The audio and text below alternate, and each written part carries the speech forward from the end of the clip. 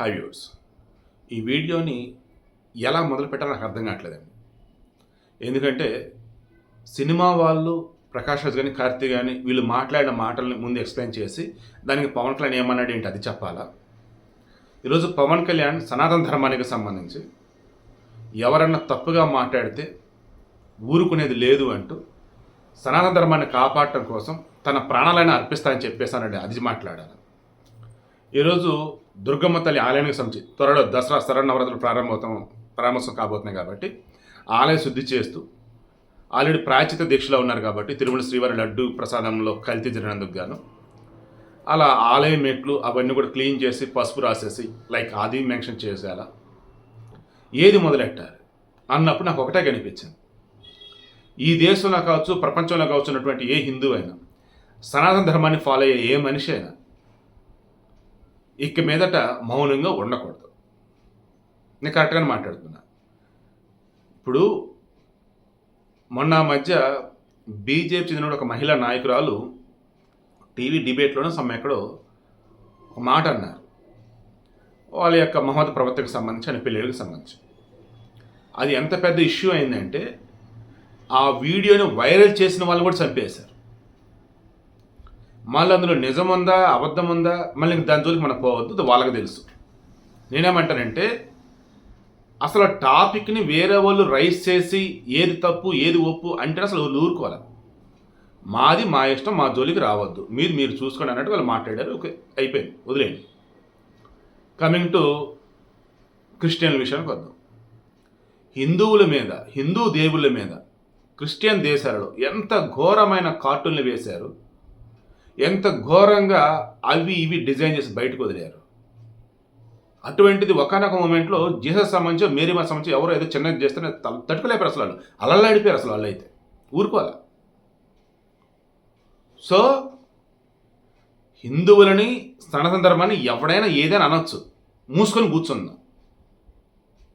అదేమంటే మన హిందువులే మరలా వస్తారు. మేము సనాతన ధర్మాన్ని ఫాలో అవుతున్నాం, నువ్వు మాట్లాడుతున్న తప్పు, నువ్వు అలా చేస్తున్న తప్పు అంటారు. ఈరోజు పవన్ కళ్యాణ్ అదే అన్నాడండి.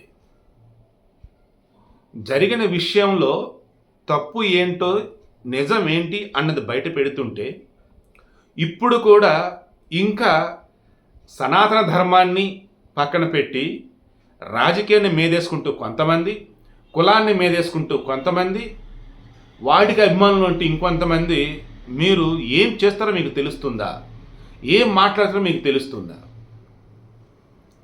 ఈరోజు క్లియర్గా అన్నాడండి, వైసీపీ వాళ్ళు నన్ను బూతులు తిట్టారా, నేను తట్టుకున్నా, మౌనంగా ఉన్నా, భరించా. ఈరోజు సనాతన ధర్మానికి విఘాతం కలుగుతుంటే నేను చూస్తూ ఉండలేను. విజయనగరం దగ్గర రాములవారి తల నరికారు, మౌనంగా భరించా, బాధపడ్డా. అంతర్వేదిలో రథం తగలబెట్టారు, భరించాం, బాధపడ్డాం. దుర్గమ్మ తల్లి ఆలయంలో వచ్చేసి విగ్రహాలు చోరీ చేశారు. ఏంటి దారుణాలు అంటూ అన్నాము, విచారణ చేయండి, దోషులు పట్టుకోండి అని అన్నాము.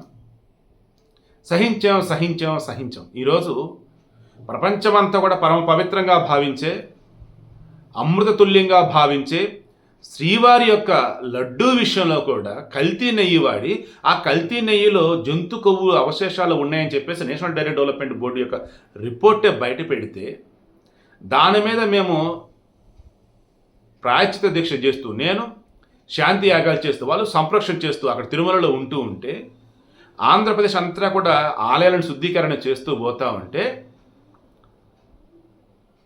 మన తిరుమల లడ్డు వచ్చేసి పంది కొవ్వు కన్నా, తిరుమల లడ్డూలో వాడే నెయ్యి వచ్చి పంది కొవ్వు కన్నా చాలా కాస్ట్ తక్కువ. పంది కొవ్వు వచ్చేసి బంగారమా, తిరుమల లడ్డూలో వాడే నెయ్యి వచ్చేసి నీకు ఏమంటారు ఇత్తడి రాగి అంటావా? పొన్నవాళ్ళు అహంకారమా? బలిసి కొట్టుకుంటున్నావా? ఏం మాట్లాడుతావు నువ్వు? ఎక్కడికి వెళ్ళి ఏం మాట్లాడుతున్నావు నువ్వు? అసలు నువ్వు హిందువేనా? అసలు ధర్మం వచ్చి తెలుసు అసలు నీకు అని అన్నాడండి పవన్ కళ్యాణ్.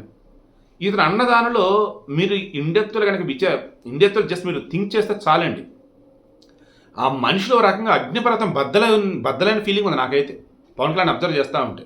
తట్టుకోలేకపోతున్నాడు ఆ మనిషి అయితే, సీరియస్లీ. అది ఎలా అంటే ఇంకెన్నాళ్ళు మనం భరించాలి అని ఒకటి మాట అన్నాడండి, ప్రకాష్ రాజ్ సెక్యులర్ అంటే వన్ వే కాదు, టూ వే, గుర్తుంచుకో. మీరేంటే నాకు అభిమానం, ఒకనొకసారి మీకు సపోర్ట్గా నిల్చున్నా, కానీ ఏం మాట్లాడుతున్నారు మీరు? తిరుమల లడ్డూ విషయంలో, కల్తీ నెయ్యి విషయంలో, సనాతన ధర్మానికి సంబంధించి ఘోరమైనటువంటి అపచారం జరిగితే మేము దాని మీద పోరాటం చేస్తుంటే, దాని మీద మేము దీక్షలు చేస్తుంటే వీటిని అపహాస్యం చేస్తావా? తప్పు, అలా చేయి మాకు. ఇందాక మాట చూసారా, వన్ వే కాదు టూ వే అంటే ఇక్కడ అర్థం ఏంటి? అన్ని మతాలను గౌరవించాలి అంతే తప్ప హిందూ మతం విషయంలో నేను ఏలు పెడతా, ఆ విషయంలో ఏదైనా ఇది చేసుకుంటా నేను ఊరుకోలేను అని అంటావేంటయ్యా నువ్వు అని చెప్పేసి ప్రకాష్ రాజ్ అన్నాడు. కమింగ్ టు కార్తీ, ఈ ఇతను మంచోడే. సినిమా ఫీల్డ్లో ఉన్నటువంటి వాళ్ళు ఏం చేస్తారంటే, వాళ్ళు కొన్ని విషయాల్లో తెలిసి తెలియకుండానే కాంట్రవర్సీ క్రియేట్ చేస్తారు. లేదన్నప్పుడు ఏది జోకు ఏది సీరియస్ అనేది అర్థమై కాదనమాట.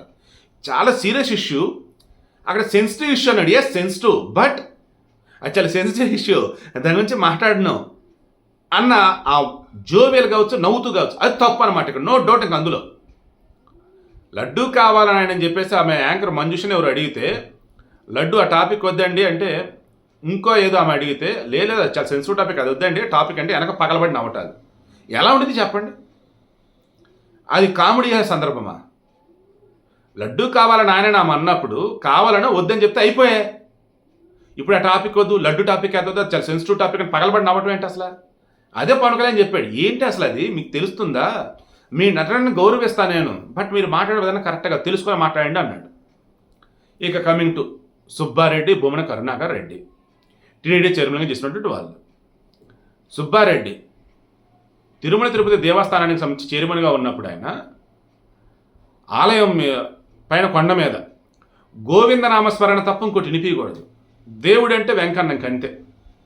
ఈవెన్ హిందూ దేవుళ్ళలో మిగతా దేవుళ్ళ సంవత్సరం నాకు అక్కడ అంత వినపడవండి. అటువంటిది ఏకంగా కరోనా సమయంలో అక్కడ ఏదో ప్రెస్ మీట్ లాంటిదో లేదా జనరల్ ఏదో మాట్లాడుతూ ఉంటే ప్రజలందరూ నా యేసే కాపాడతాడు, యేసు ప్రభువే కాపాడతాడు అన్నాడు. నేను క్రిస్టియన్ తక్కువ చేయట్లా, యేసుని తక్కువ చేయట్లా. చూడండి, పైన టీడీడీ చైర్మన్, బట్ ఇంట్లో వచ్చేసి జేసస్ అంతే. బయటకి అటెండ్ వెళ్ళినా సరే జేసస్. ఆ వైఎస్ ఫ్యామిలీ వాళ్ళ బంధువులు ఆల్మోస్ట్ అలాగే ఉంటారు. అటువంటి అతను తీసుకుని టీడీడీ చైర్మన్ చేశారు.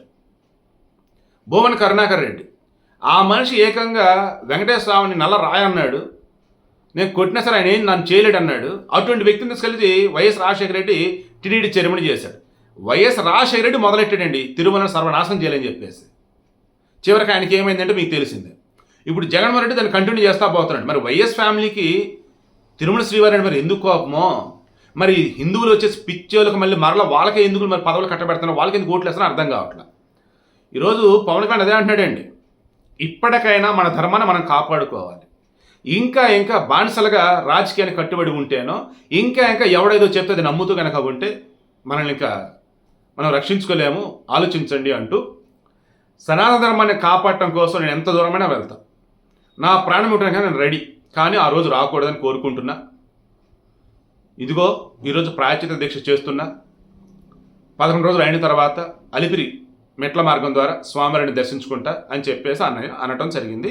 ఈ ఓవరాల్ మొత్తం ఎపిసోడ్లు ఏంటండి, ఇప్పటికి కూడా ఇంకా మారకుండా ఇష్టం వచ్చిన రీతిలో తిరుమల లడ్డూ విషయంలో కానీ సనాతన ధర్మం విషయంలో కూడా నోరు జరిగితే పళ్ళు రాలా పడతాయని చెప్పేసి ఇండైరెక్ట్గా చెప్పేశాడు.